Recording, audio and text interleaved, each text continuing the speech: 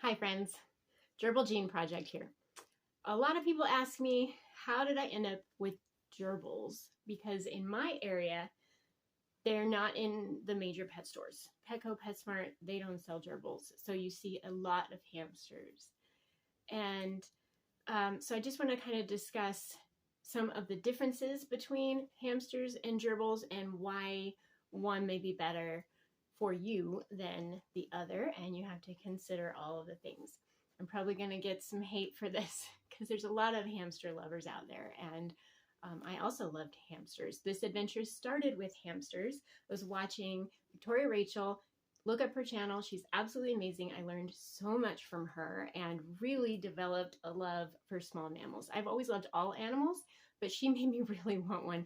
And for the first time in my life, I wasn't able to have a dog, and I just longed for something tiny to take care of. So because Victoria Rachel went out and I got a Roborovsky hamster. He was very tiny, Norman, precious. He converted a lot of people over to small mammals that were like, why do you have that? But then they got to know him and he was just such a sweetheart. He was a rescue. He was 3 years old. I had him for less than a year before he passed, but he was just darling. And so then I went on to get a Syrian hamster baby from a breeder. And I thought that if I get him as a baby and it's from a reputable breeder, it'll be fine. You know, I'll tame it and it's going to be great. And you hear all these horror stories about hamsters that don't want to be touched, and it won't be that way because I'll be getting it from a baby and starting it off right.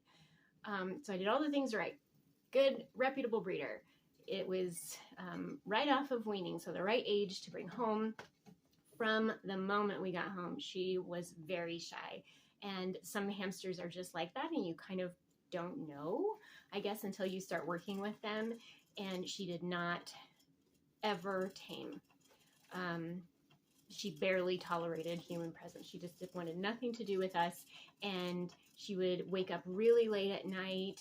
She bit hard, which I wasn't ready for because little Norman never bit. He was just such a sweetheart.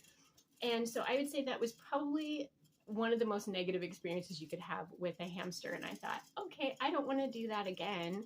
And a friend of mine had a gerbil, and he was keeping it in totally incorrect cage. And so because of Victoria Rachel, I was like, that's it. I found a used 40-gallon tank, and I went over there and I made him this awesome, huge setup, and he was living the best life. And I would hold him and give him attention, and I started thinking, wow, I kind of like this. For some reason, I had read some negative things about gerbils when I was trying to decide what type of small mammal to get, and I don't know where that came from. Honestly, it was wherever I was reading was just bad information. And so after getting to know this gerbil, I was like, okay, this is definitely what I want.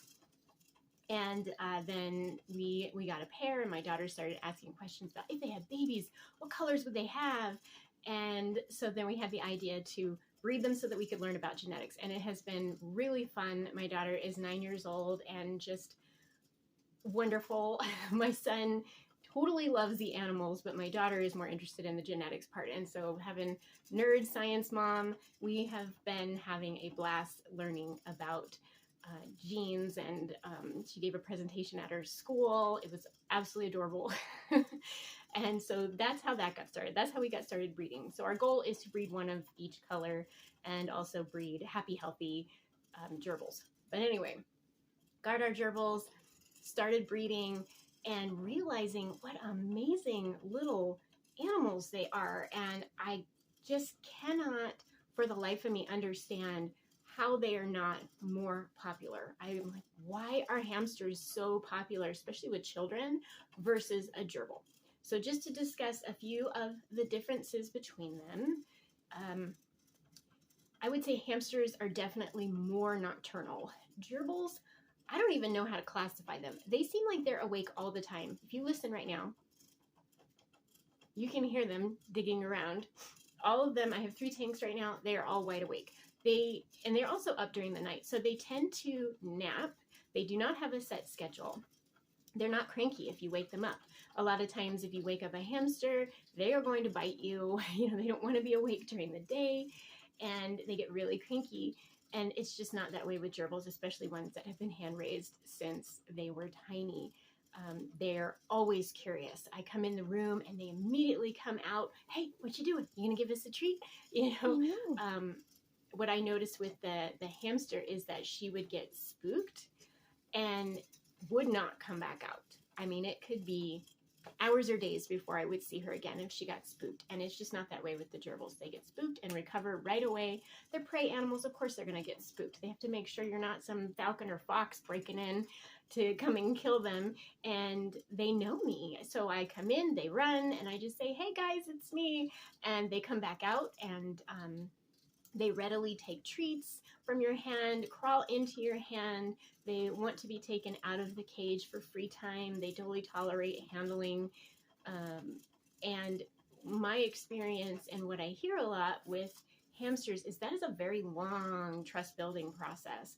And for whatever reason, gerbils are much quicker to tame than hamsters and easier. Like, we have yet to have a gerbil that won't tame given the time and attention. And I know that some hamsters just won't. And so I would say the risk factor of getting a hamster that maybe just needs to be left alone versus gerbils that can tolerate handling or maybe even learn to like it, much better on the gerbil factor. So I would say for kids, you know, gerbils don't bite hard like hamsters do. We've never had one break the skin, and they like you. And I think this really comes down to the fact that hamsters are solitary and gerbils are social. Gerbils live in groups. And so that makes it easier for them to attach to a human as well and tolerate a human and maybe even come to like their human because they're already social animals. They live in groups. No matter what anyone will tell you about hamsters, they are absolutely solitary animals. And so they probably don't care if you come around, or maybe even prefer if you don't, versus the gerbils, you know that they want to interact with you. They are right up against the glass, begging for food or just watching you. And so I think that social part also makes them really interesting pets because they are interacting with each other. They are playing, they are grooming, they are chasing each other around. They're stealing food from each other, you know, and just interacting all the time. And so that makes them really fun to watch. So even when you're not handling them, they're just more fun to have, I guess, is the best way to say it. And so there's all these little differences between the two. There is a lot of similarities. I mean, obviously they're both rodents. They both burrow. What else could I say? They both eat the same things. They both enjoy dust baths and toys.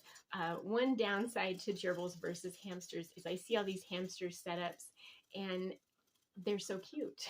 They have things and different substrates to dig in, and their wooden toys and structures might last a while, might last forever. Something like a plastic wheel, it's just fine. Well, with gerbils, they will destroy it. They make a mess of everything.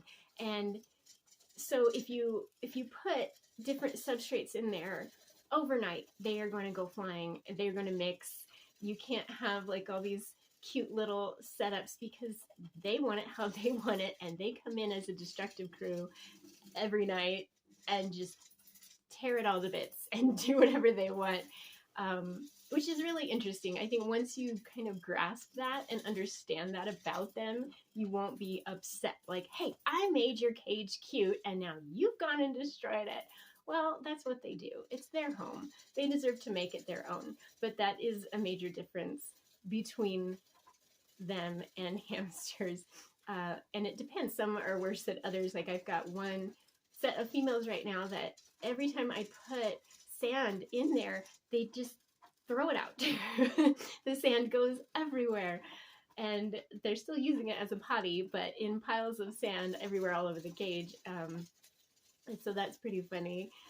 And they just have their own ideas about what they want their space to be like, and you have to respect that. I think the most fun way to have them is have a really deep tank and give them a ton of bedding, and they will make burrows all over it. I'm looking at it right now. That's why I keep looking to the side. And when it comes up against the glass, you get to see that. And there might be like a little, one time they hollowed out this huge cavern in the side that we could see in, and we could see what they were doing in there. And it was really neat, very educational for children, very easy to have. I would say both hamsters and gerbils, you can go on vacation for a week and no problem. You know, just leave a bunch of food and a bottle full of water and you're good to go. And so they're really good pets in that way, I think, versus something like a guinea pig or rabbit that needs salad every day, you know, and constant attention. And so both are really good in many ways. I think the fundamental difference is understanding that hamsters are solitary, gerbils are social by nature, and kind of that makes them different pets. And a lot of times for an older, like a teen or a young adult, somebody who's up in the middle of the night, a hamster is fantastic. A hamster is great. They're also up in the middle of the night, and they may not want to interact with them a whole lot or have a lot of expectations. But for small children, I hear, not small, but like 8 to 12, you know, and old enough to have one of these pets and actually be able to care for it properly and understand the delicacy of such a small animal. I vote gerbil. My children have had much more fun with the gerbils, and I just think overall they are possibly the better pet for kids and people who want to interact a lot and people who are not up in the middle of the night. That is definitely a huge deal, because our hamster would wake up between like midnight and 7 every night. And so a lot of times we didn't even get to see her. So that part you should definitely give a lot of thought to. I would say it might be easier to find gerbils that are less inbred than hamsters, because so many pet stores have hamsters. There are tons of mills who just breed and kind of breed the females to death, basically, and don't care about genetics or temperament. And so hamsters, unfortunately, only live 1 to 2 years. Mine that I even got from a reputable breeder, she only lived 9 months, and that's not completely unheard of. Gerbils, the lifespan is more like 2 to 5 years. And so that's a lot longer. We have some now that are over 2 years, and they're just fine. We have a few that we don't even know how old they are, and they're absolutely doing great.